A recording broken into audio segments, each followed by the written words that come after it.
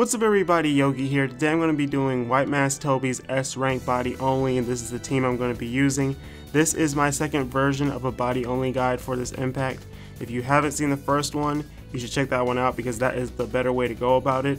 But the main reason I made a second one is because of if you either don't have a Hashirama on your own, so you need to use one from the friend list, or like in my case, you have Hashirama but you cannot find one on your friend list. I was extremely lucky when I found the one I did find. So starting off on the raid, you have 6 Zetsus. All you want to do is a few regular attacks and then a jutsu or 2 to get rid of them, and then you can stall back up for the next map.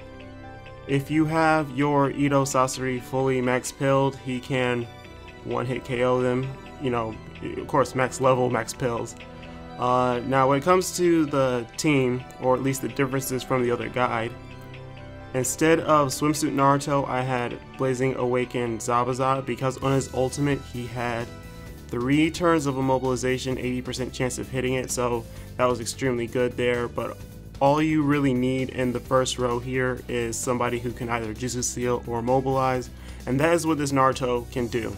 His Jutsu is a 60% chance of Jutsu Sealing along with attack reduction for 4 turns, so that is why he is here. He's gonna Jutsu Seal Obito in the last map and hold off his attacks.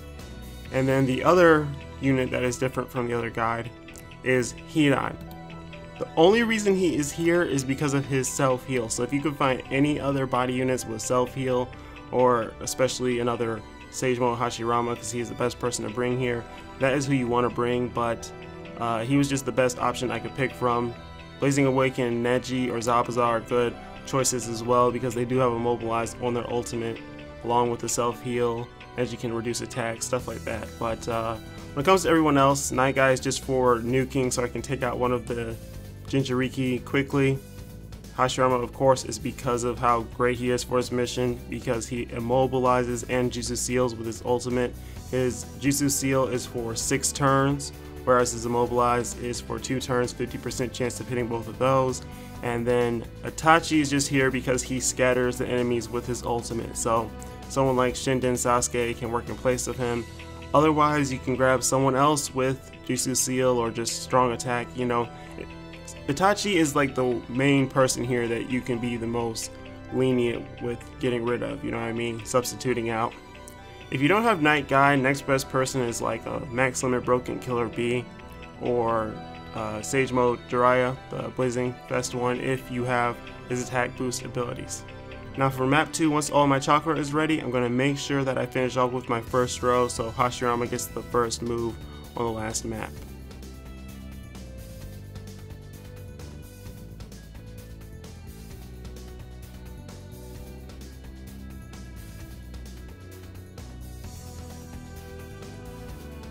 On to the last map, we are here with White Mask Tobi, Yugito, and Yagura. He's going to go put up that resistance to bravery and wisdom. Doesn't matter here, of course. Now we're going to go for Sage Mode Hashirama's ultimate. You want to cut off the ×2 speed so that you can get ready to reset the app. I'm going to show you guys at least one reset because I had to do a lot for this one.